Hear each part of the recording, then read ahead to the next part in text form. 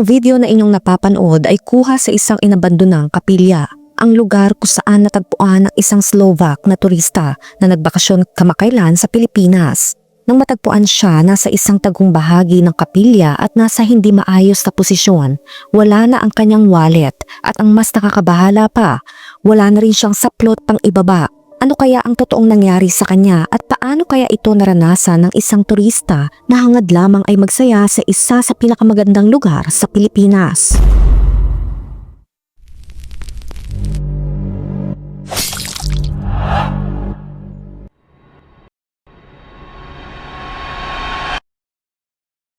Ang video na ito ay batay sa mga pahayag ng mga otoridad, opisyal na ulat ng balita at mga impormasyong kumalat sa social media. Bagamat may posibilidad na totoo ang ilan sa mga ito, maaring magbago pa ang ibang mga detalye habang nagpapatuloy ang investigasyon sa kaso. March 11, 2025, may nagpost na nag-aalalang kaibigan sa social media. Sinabi niyang nawawala daw ang kanyang kaibigan na babae sa Boracay. Ito ay nakasulat sa Ingles na kung isasalin sa Tagalog ay, nawawala ang kaibigan ko noong March 10, 2025 sa isla ng Boracay, bandang 1 p.m. Ang pangalan niya ay Micaela Mikova, 23 years old. Suot niya ang isang itim na pang-itaas at berdeng sombrero.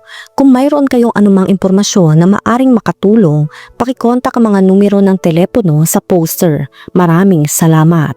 Ang mga tao sa social media ay nirepost ito at nanalangin na mahanap kaagad si Micaela hanggang sa isang araw pagkatapos ay isang nakakabahalang balita ang kumalat. March 12, 2025, Miyerkules, natagpuan ng mga residente ang labi ng isang 23 years old na Slovakian na babae. Ito'y sa loob ng isang abandonadong kapilya. Ang nakakagimbal na pangyayaring ito ay nagdulot ng matinding takot at pangamba hindi lamang sa Boracay kundi sa buong Pilipinas. Sa video na inyong nakikita ay ang lugar kung saan natagpuan ng kawawang turista. Ang biktima ay kinilala na si Micaela Mikova na iniulat na nawawala ng kanyang mga kaibigan. Nag-alok pa sila ng 50,000 pesos kapabuya para sa sinumang makakapagbigay ng impormasyon tungkol sa kanyang kinaroroonan. Natagpuan si Micaela na wala na at nasa hindi maayos na posisyon bandang 2:19 ng hapon noong March 12 sa Zone 3 Sitio Pinaungon, Barangay Balabag. Natanggap ng mga otoridad ang ulat noong 3:50 ng hapon. Nang dumating ang mga pulis sa lugar, nakita nila ang hindi magandang estado ng labi na wala ng saplot pang ibaba. Meron itong suot na pang-itaas ngunit ito ay naka-roll up. Natagpuan siyang nakahiga at dito kita ang mga indikasyon ng pang-aabuso. Nakasuot pa rin siya ng sapatos at may dala siyang belt bag. Ang lalaki na nakikita nyo ngayon ay isa sa mga unang nakakita kay Micaela. Siya ay nagbigay ng pahayag sa isang video interview. Babay ko nga kay Edward Baroto, nga tapos ko kay Edward Baroto, nag-shortcut ko to sa may Perlo Pacific. Ang unang pinaka-shortcut. Pag-abot ko sa may lunok nga puno, nga tumba, daw nag-inudong bala ko sila, daw wala sa akong sarili. Nga daw may nag-sampit, basta ako muna nga kuan. Daw wala ko na sir, sa akong sarili sila. Pag-abot ko dito sir nga kuan, nga daw may nagmabaho na tapos na tauhan ako sir nga kuan blaw, nga kuan ako. Okay. Tayo mo to nagkulbaan ko, nagdalagan ko, nagsugid ko sila sir. Kung yung kabalay-balay dirang nga lugar nila. Wala gid. Nga So kuan. pag lang taon nimo nga manbaho, yung sundan mo ang baho. Ang sa kuan sir, ang sa last ng tunga lapit lang ko sa CR. Yung pangita gini mo ang baho, itong balay. Malon to. Oo. Tapos, sa nakita mo, anong posisyon? Hangga kaya mo sir nga kuan sir ang Hindi ka sa muna Oo. mo. Ano Sapatos. ang, Sapatos na ko nakita sir. Oo. Hindi na ako sir nakita. Kaya na sir kasi ako na sir na kumpirmado mo tao eh. Bukod sa mga nakita ng saksi ay nakita rin na nakakalat ang pulang likido sa paligid. Samantala, ang mga investigador naman ay naghahanap ng mga ebidensya mula sa pinangyarihan ng insidente. Ang labi ay dinala sa mainland Malay para sa isang autopsy upang matukoy ang eksaktong sanhi ng pagkasawi ni Micaela. Si Police Regional Director Brigadier General Jack Wanky at Aklan Police Chief Colonel Arnel Ramos ay personal na nagtungo sa pinangyarihan ng insidente. Habang sinusuri ng mga investigador ang mga CCTV footage mula sa mga kalapit na lugar para sa mga posibleng lead. Noong March 16, 2025, ayon sa pahayag ni Regional Director Jack Wanky, ang autopsy report ni Micaela ay nagpapakita na 2 araw nang nasawi si Micaela nang matagpuan ang kanyang labi. Ayon din dito, nasawi si Micaela sa atake sa kanyang itaas na bahagi na naging sanhi ng paglabas ng maraming pulang likido. Ayon sa mga pulis, si Micaela ay dumating sa Pilipinas kasama ang isang Egyptian na ikakasal. Ang boyfriend niya sana ang magiging best man sa kasal na gaganapin sa Boracay. Ngunit dahil sa problema sa visa ng kanyang nobyo, ay siya na ang pumalit na pumunta sa Pilipinas. Nang makita si Micaela ay nawawala ang kanyang mga kamera o gadgets na karaniwan niyang dala at nawawala rin sa eksena ang kanyang wallet. Dito lumabas din ang nakakagulat at nakakalungkot na detalye. Si Micaela dahil sa napansin na wala siyang suot na pang-ibaba, ito ay indikasyon na maaring siya ay dumaan sa matinding pang-aabuso. Samantala nang siyasatin ng mga pulis ang hotel kung saan siya nanuluyan ay maayos naman daw ang kanyang mga gamit at walang bakas ng persa ang pagpasok.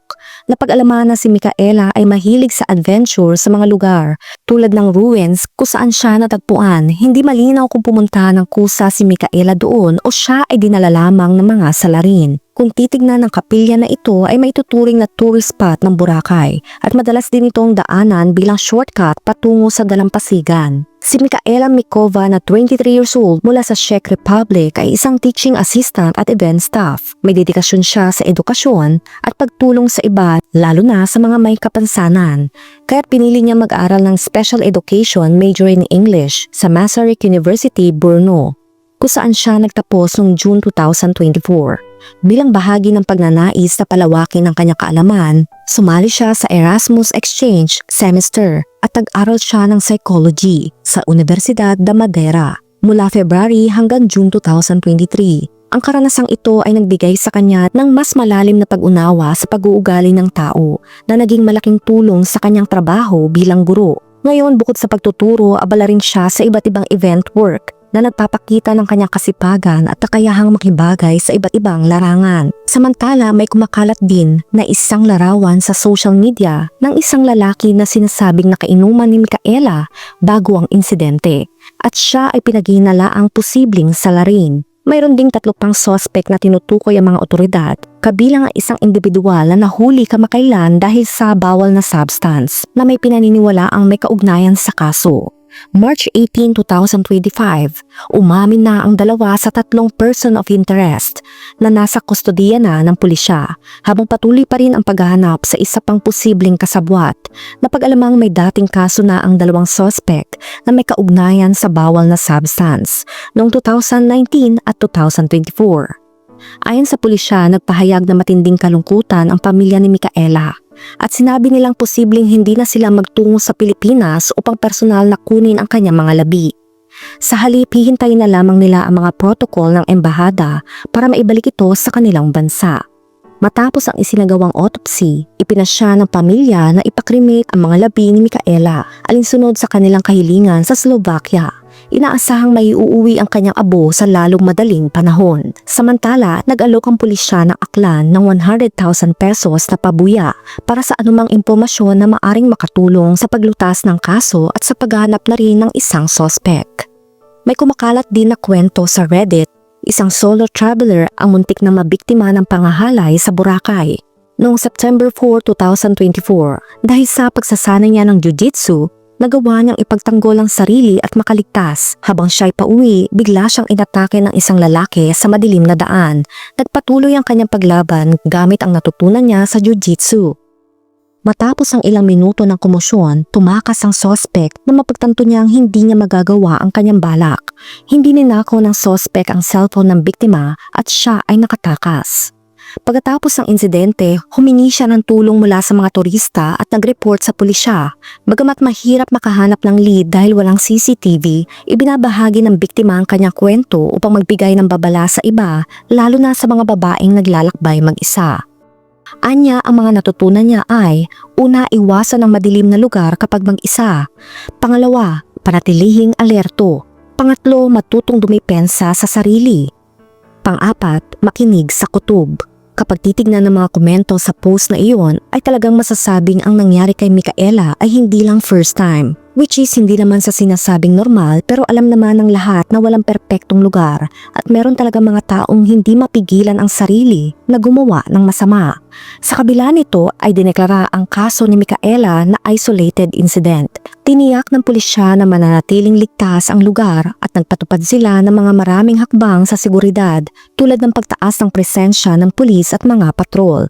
Ang pagpaslang ay nagdulot ng malalim na pagkabahala tungkol sa kaligtasan ng isla na nagdulot ng pangamba sa mga may-ari ng negosyo at mga residente tungkol sa epekto nito sa turismo.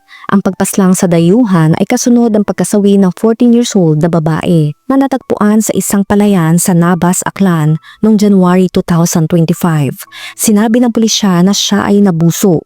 Inaresto ng mga otoridad ang isang suspect noong February 2025 at nagsampa ng mga kaso sa korte.